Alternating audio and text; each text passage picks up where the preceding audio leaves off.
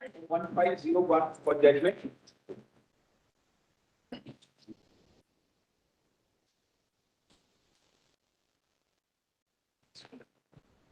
We have arrived at a unanimous verdict in the challenge to the Electoral Bond Scheme and the amendments introduced to the provision of the Income Tax, the Representation of the People's Act, and the Companies Act, and the RBI.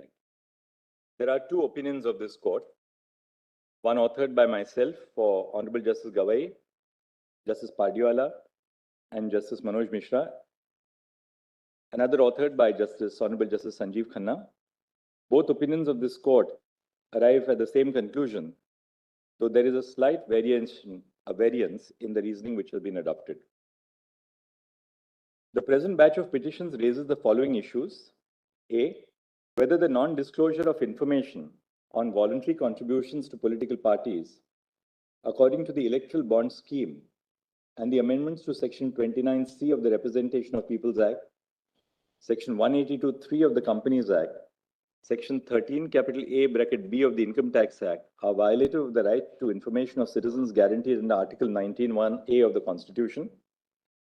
And B, whether unlimited corporate funding to political parties as envisaged by the amendment to Section 182(1) of the Companies Act violates the principle of free and fair elections in Article 14 of the Constitution.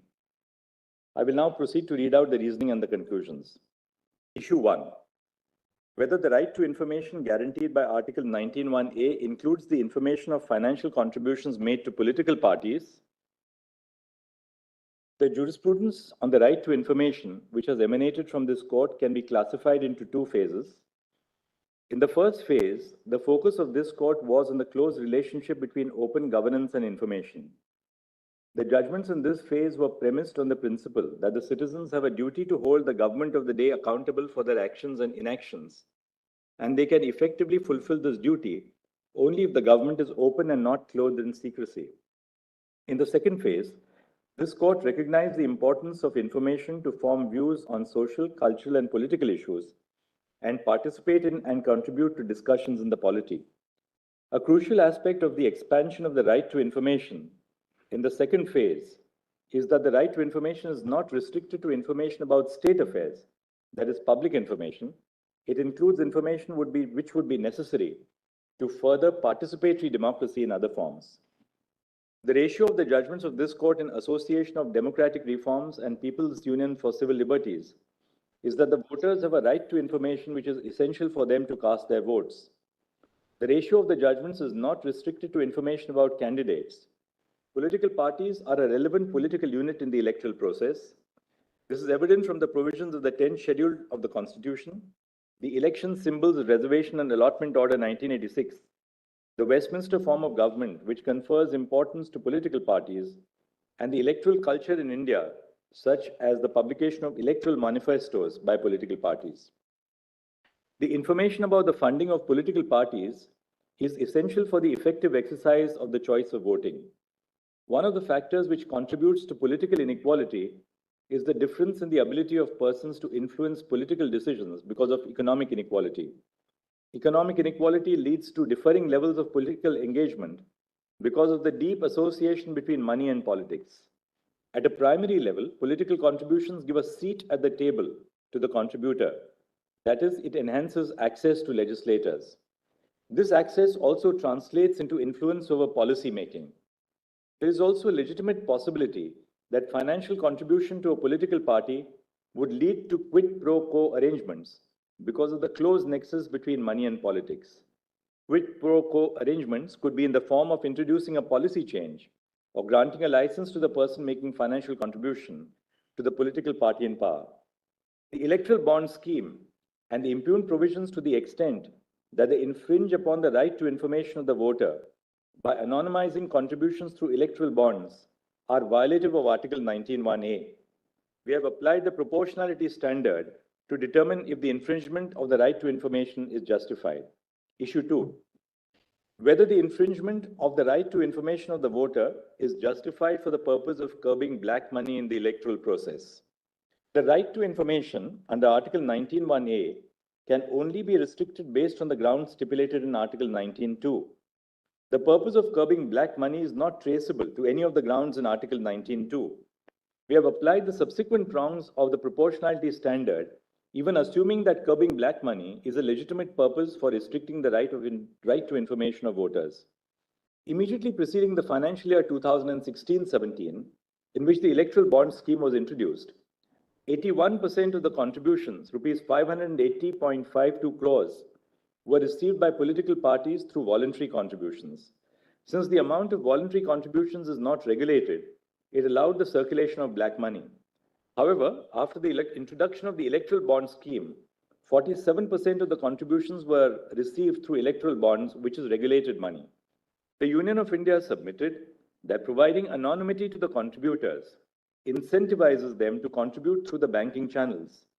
Assuming for the purpose of hypothesis that the Union of India is right on this prong, what it urges is that non-disclosure of information about political expenditure has a rational nexus with the goal, that is curbing black money or unregulated money. However, we are of the opinion that the third prong of the proportionality standard, that is the least restrictive means test, is not satisfied.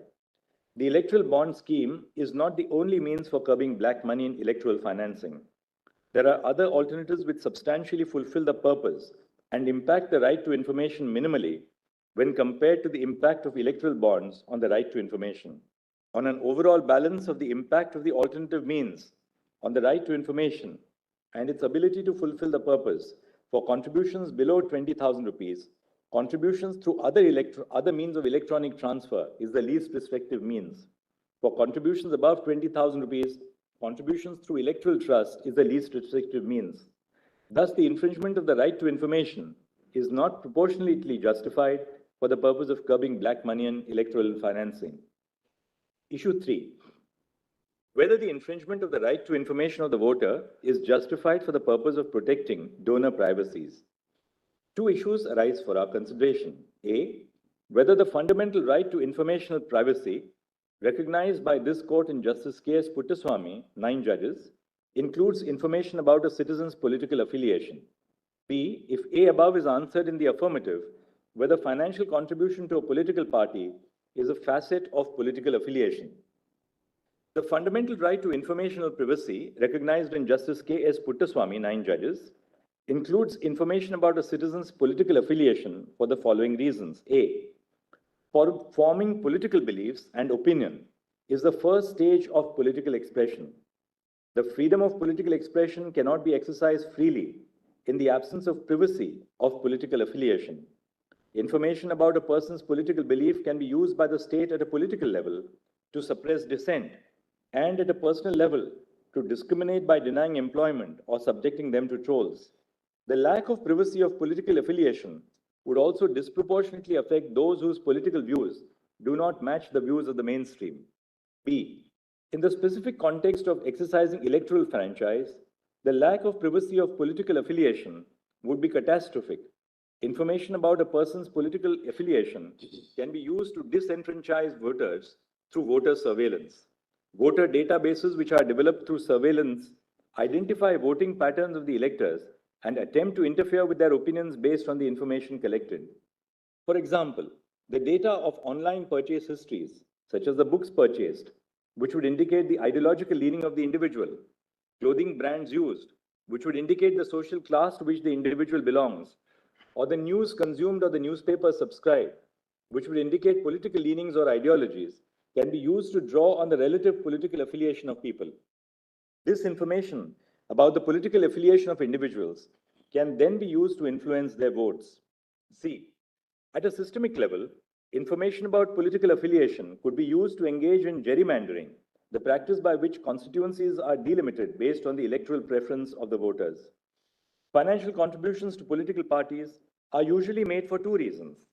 First, they may constitute an expression of support to the political party, and second, the contribution may be based on a quid pro quo.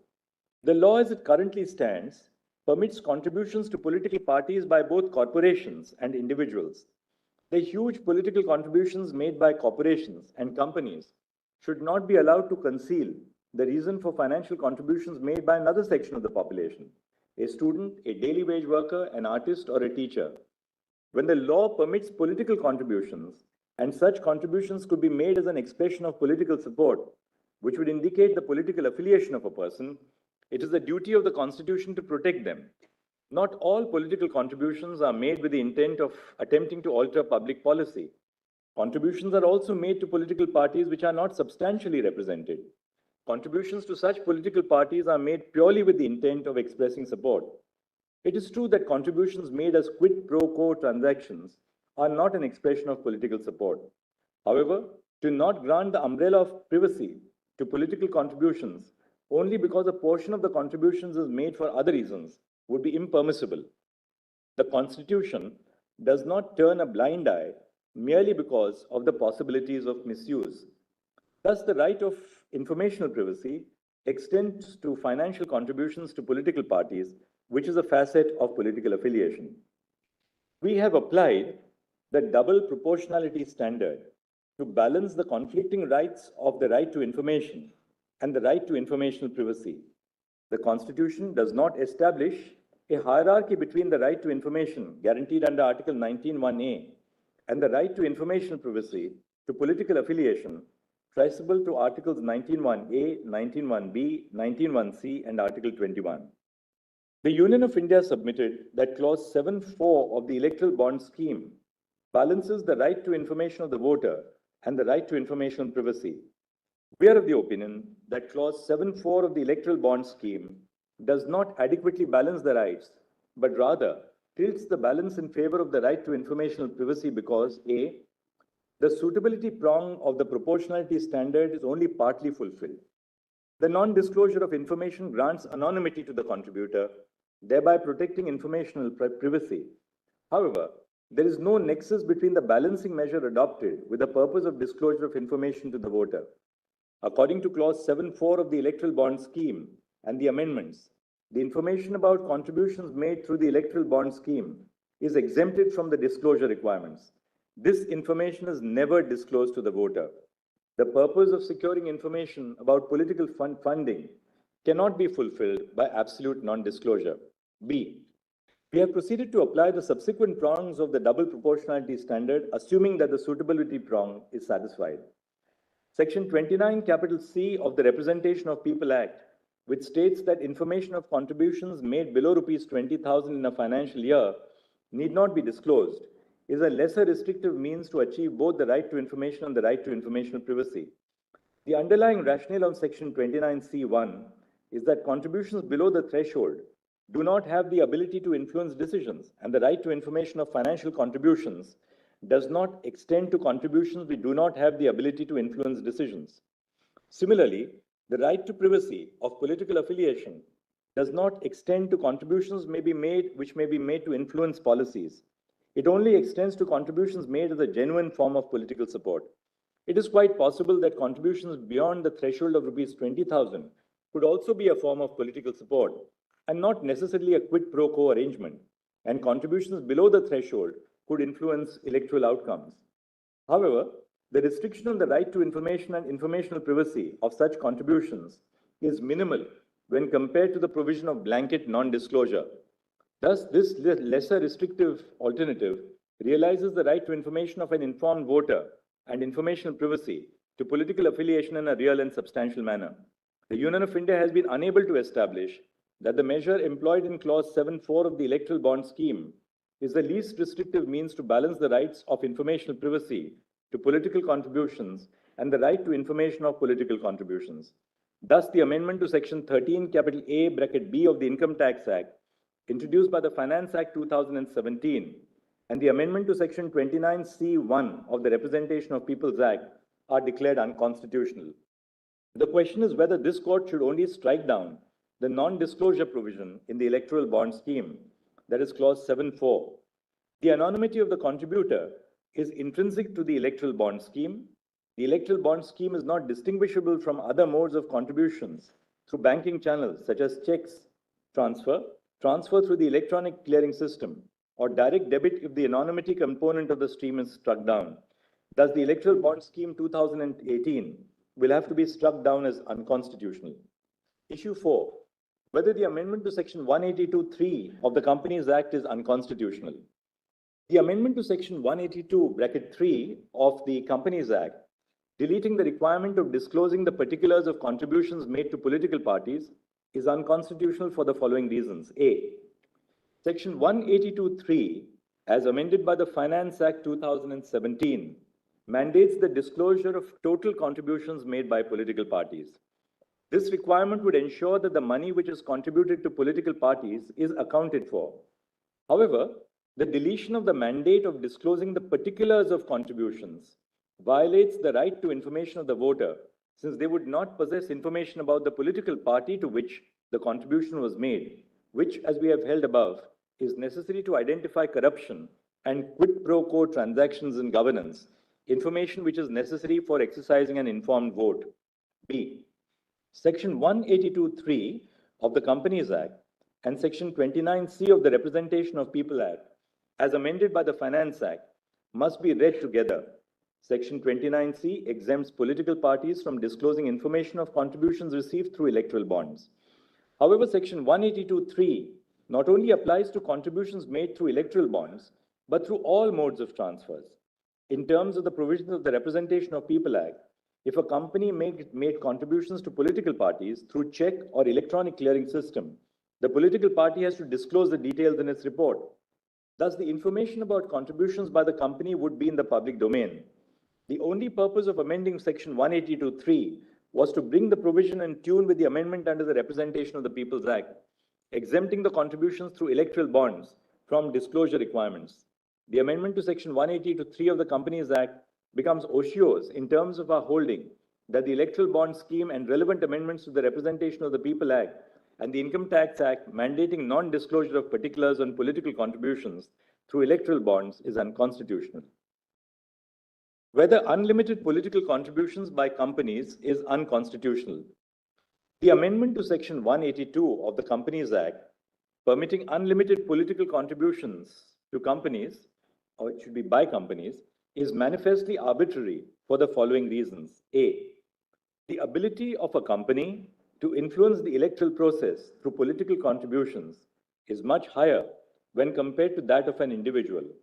A company has a much graver influence on the political process, both in terms of the quantum of money contributed to political parties and the purpose of making such contributions. Contributions made by individuals have a degree of support or affiliation to a political association. However, contributions made by companies are purely business transactions, made with the intent of securing benefits in return. The amendment to Section 182 is manifestly arbitrary for treating political contributions by companies and individuals alike. B. Companies before the amendment to Section 182 could only contribute a certain percentage of the net aggregate profits. The provision classified between loss-making companies and profit-making companies for the purpose of political contributions, and for good reason.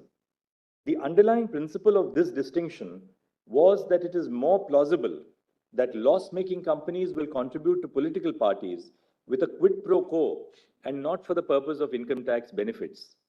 The provision, as amended by the Finance Act 2017, does not recognize that the harm of contributions by loss-making companies in the form of quid pro quo is much higher. Thus, the amendment to Section 182 is manifestly arbitrary for not making a distinction between profit-making and loss-making companies for the purposes of political contributions. C. The purpose of Section 182 is to curb corruption in electoral financing. For instance, the purpose of banning a government company from contributing is to prevent such companies from entering the political fray by making contributions to political parties. The amendment to Section 182, by permitting unlimited corporate contributions, authorizes unrestrained influence of companies in the electoral process. This is violative of the principle of free and fair elections and political equality captured in the value of one person, one vote. The following are our conclusions. A. The Electoral Bond Scheme, the proviso to Section 29C(1) of the Representation of the People Act 1951, as amended by Section 137 of the Finance Act 2017, Section 182(3) of the Companies Act, as amended by Section 154 of the Finance Act 2017, and Section 13(a)(b) as amended by Section 11 of the Finance Act 2017, are violative of Article 19(1)(a) and unconstitutional. And B, the deletion of the proviso to Section 182(1) of the Companies Act, permitting unlimited corporate contributions to political parties, is arbitrary and violative of Article 14. We consequently issue the following directions. A, the issuing bank shall herewith stop the issuance of electoral bonds. B, State Bank of India shall submit details of the electoral bonds purchased since the interim order of this court dated 12 April 2019 till date to the Election Commission of India. The details shall include the date of purchase of each electoral bond, the name of the purchaser of the bond, and the denomination of the electoral bond purchased. C, State Bank of India shall submit the details of political parties which have received contributions through electoral bonds since the interim order of this court dated 12 April 2019 till date to the Election Commission of India. SBI must disclose details of each electoral bond encashed by political parties, which shall include the date of encashment and the denomination of the electoral bond. D, SBI shall submit the above information to the ECI within 3 weeks from the date of this judgment, that is by 6 March 2024. E, the ECI shall publish the information shared by the SBI on its official website within 1 week of the receipt of the information, that is by 13 March 2024. And F, electoral bonds which are within the validity period of 15 days, which have not been encashed by political parties yet, shall be returned by the political party to the purchaser, depending on who is in possession of the bond to the issuing bank.